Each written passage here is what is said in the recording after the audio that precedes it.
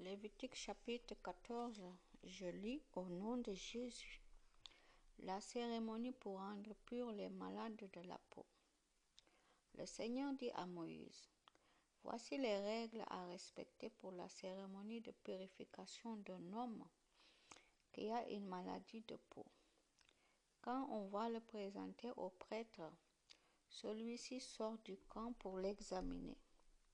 Si l'homme malade est guéri, le prêtre commande d'apporter pour lui 2 oiseaux vivants et purs, du bois de cèdre, de la laine rouge foncée et une branche d'hysope.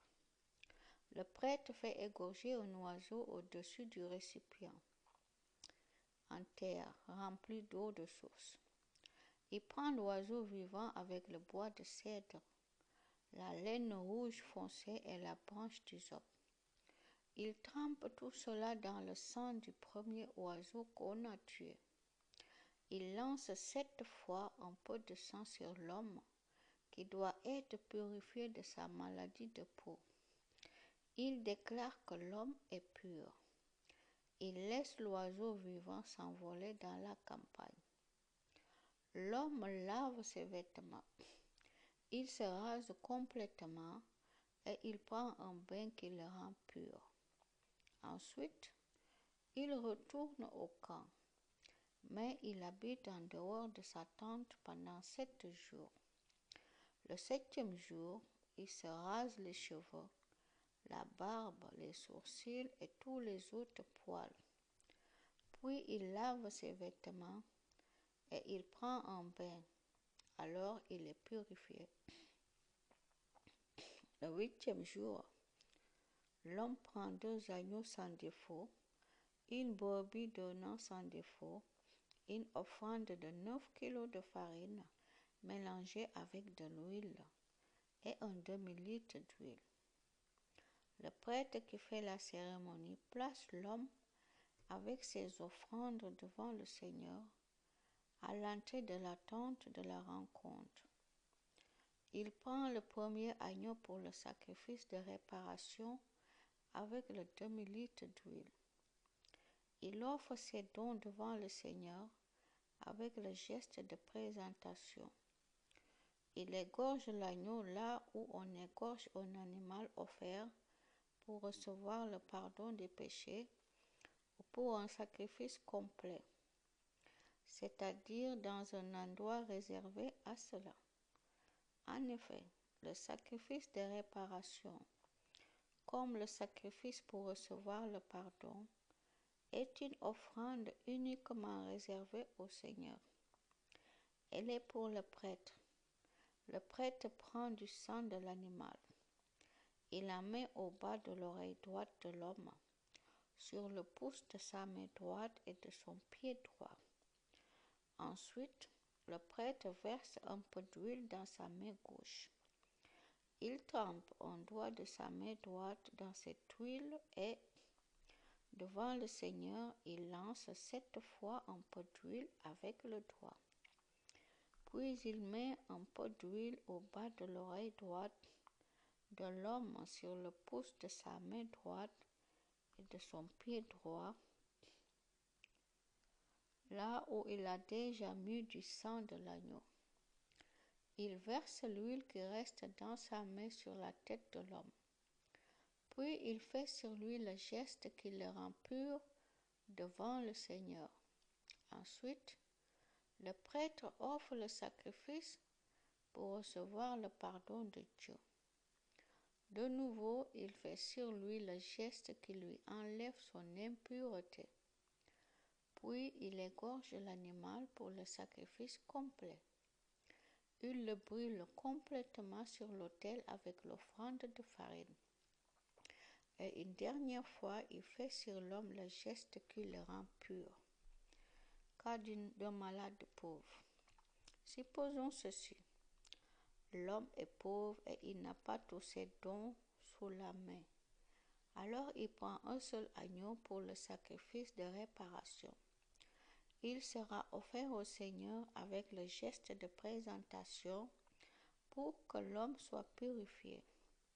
Celui-ci prend encore une offrande de 3 kilos de farine mélangée avec de l'huile et un demi-litre d'huile. Il prend aussi 2 tourterelles ou 2 pigeons, selon ce qu'il possède. Un oiseau servira à un sacrifice pour recevoir le pardon des péchés. L'autre servira à un sacrifice complet. Le 8e jour, l'homme apporte ses offrandes au prêtre à l'entrée de la tente de la rencontre devant le Seigneur pour la cérémonie de purification. Le prêtre prend l'agneau et l'huile. Il les offre au Seigneur avec le geste de présentation. Il égorge l'agneau.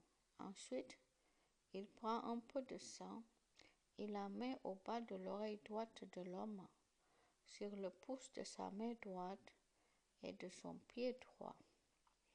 Il verse un peu d'huile dans sa main gauche.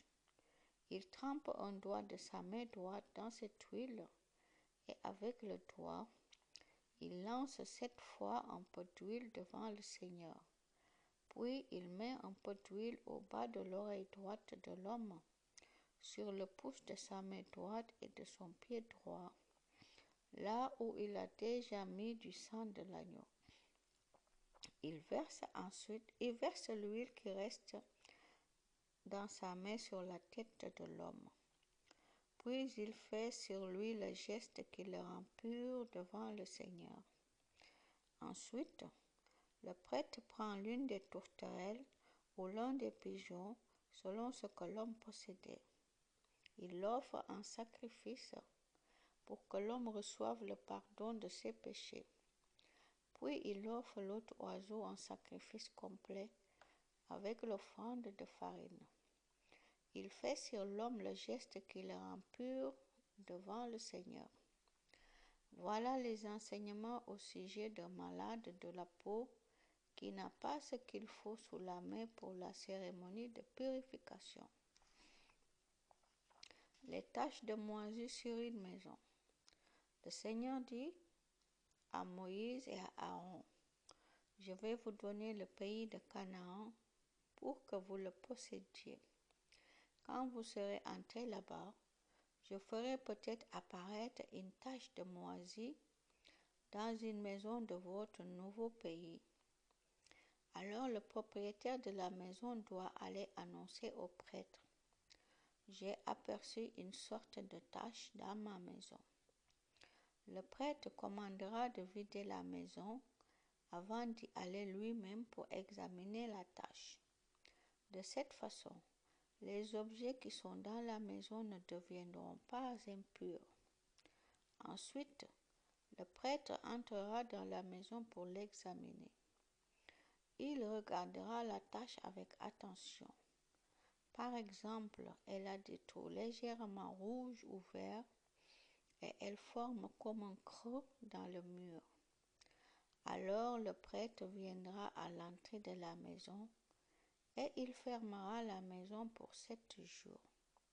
Le 7e jour, le prêtre reviendra pour examiner de nouveau la maison.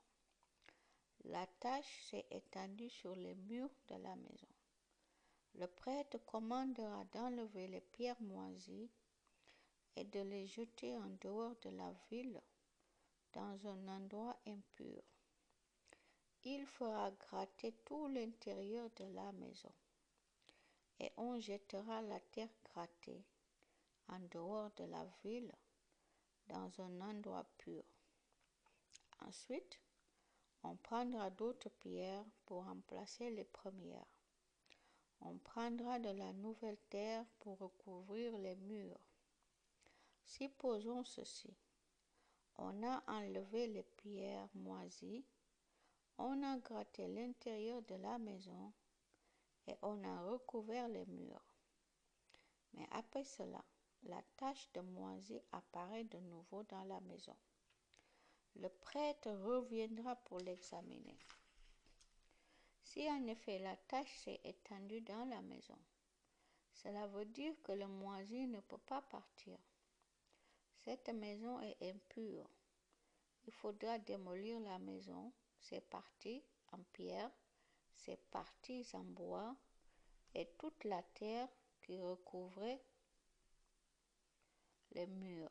On emportera tout en dehors de la ville dans un endroit